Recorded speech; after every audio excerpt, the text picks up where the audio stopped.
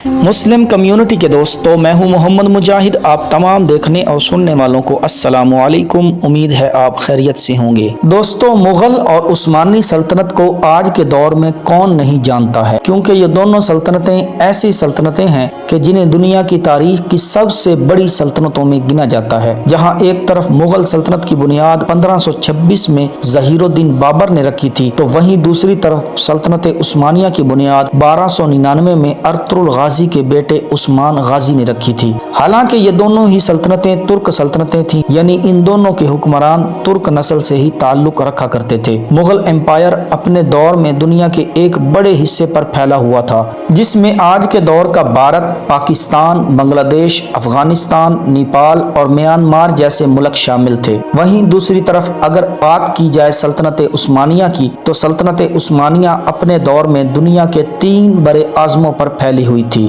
जिसमें एशिया और यूरोप के साथ साथ अफ्रीका भी शामिल था। सल्तनत उस्मानिया दुनिया के कितने बड़े हिस्से पर फैली हुई थी, इस बात का अंदाजा सिर्फ इस बात से लगाया जा सकता है कि जब 20वीं सदी के शुरू में इस सल्तनत को खत्म किया गया, तो इसकी जगह पर बेशुमार नए मुल्कों ने जन्म लिया। जहां एक तरफ मुगल सल्तनत 1526 से लेकर 1857 तक यानी 325 साल तक कायम रह सकी, तो वहीं दूसरी तरफ सल्तनत उस्मानिया लगभग 625 साल के एक लंबे दौर तक इस दुनिया में मौजूद रही थी। हालांकि इन दोनों ही सल्तनतों को अपने दौर में हद से ज्यादा अमीर माना जाता था। फिलहाल अब हम बात करते हैं इन दोनों सल्तनतों के बीच के रिश्तों के बारे में, यानी मुगल और उस्मानी सल्तनत के बीच रिश्ते कैसे हुआ करते थे। क्या ये दोनों सल्तनतें आपस में एक दूसरे की दोस्त हुआ करती थी, या फिर इन दोनों के बीच बहुत खतरनाक दुश्मनी थी। तो सबसे पहले तो हम आपको ये बताते चलें कि सल्तनत उस्मानिया के दौर में दुनिया की हर छोटी बड़ी मुस्लिम सल्तनत उस्मानी सल्तनत का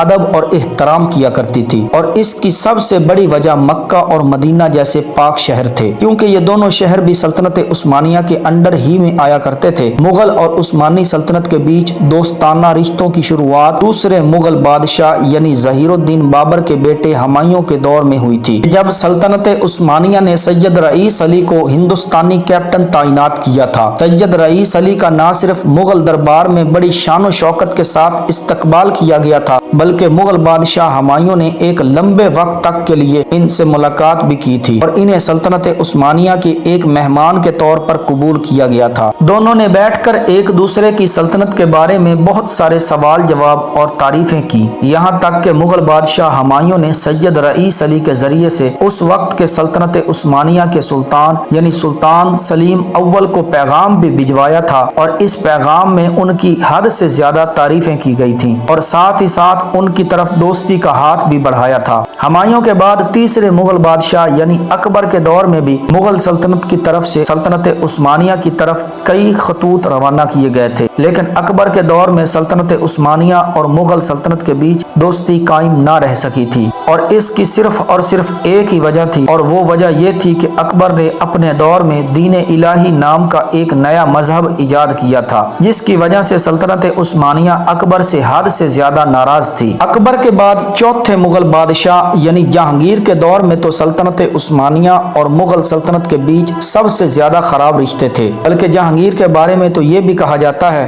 कि वो सल्तनत उस्मानिया से हद से ज्यादा नफरत किया करता था, जिसका सबूत उसकी खुद की लिखी हुई किताब में भी मिलता है। उसने इस किताब में एक जगह पर यह लिखा कि मुगल सल्तनत उस्मानिया से बढ़कर हैं, यानी मुगलों का मर्तबा सल्तनत उस्मानिया से कहीं ज्यादा है। बहुत सारे एक्सपर्ट का यह भी मानना है कि जहांगीर ने अपने असली नाम यानी सलीम को इसलिए भी नहीं अपनाया था क्योंकि ये सल्तनत उस्मानिया के पहले खलीफा का नाम भी था। हालांकि दोस्तों, जहांगीर के बाद आने वाले मुगल बादशाह यानी शाहजहां के जो ताजमहल जैसी खूबसूरत इमारत की वजह से आज पूरी दुनिया में मशहूर हैं, उन्होंने अपने दौर में सल्तनत उस्मानिया से रिश्ते अच्छे निभाने की भरपूर कोशिश की थी, और उनके दौर में दोनों सल्तनतों के बीच कई बार खित्तों के जरिए से राब्ता भी हुआ था। शाहजहां ने उस्मानियों से उन ईरानियों के खिलाफ फौजी मदद भी मांगी थी कि जिन ईरानियों ने मुगल सल्तनत के एक इलाके पर यानी कंधार पर कब्जा कर रखा था।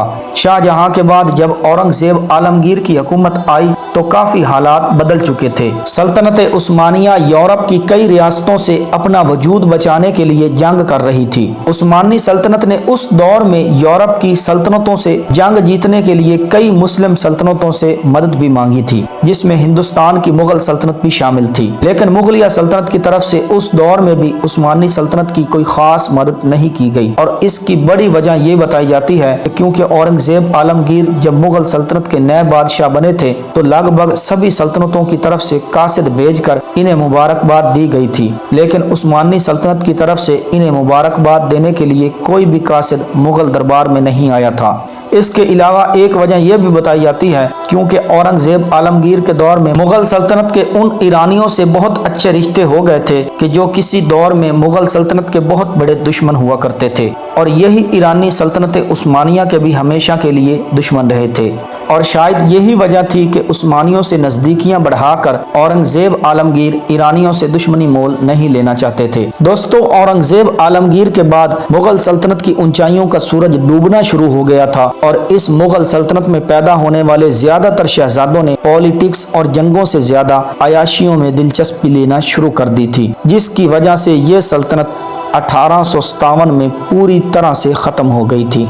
दोस्तों, ये थी हमारी आज की वीडियो जो उम्मीद करते हैं आपको पसंद आई होगी। अपनी राय का इजहार कमेंट सेक्शन में जरूर कीजिएगा। हमारी वीडियो को लाइक कर दें, चैनल को सब्सक्राइब कर दें और बेल आइकॉन के बटन को दबा दें ताकि हमारी आने वाली हर वीडियो आप तक बर वक्त पहुंचती रहे। अगली वीडियो के साथ इंशाअल्लाह फिर मिलेंगे। तब तक अपना और अपनों का ख्याल रखिएगा। अल्लाह निगहबान।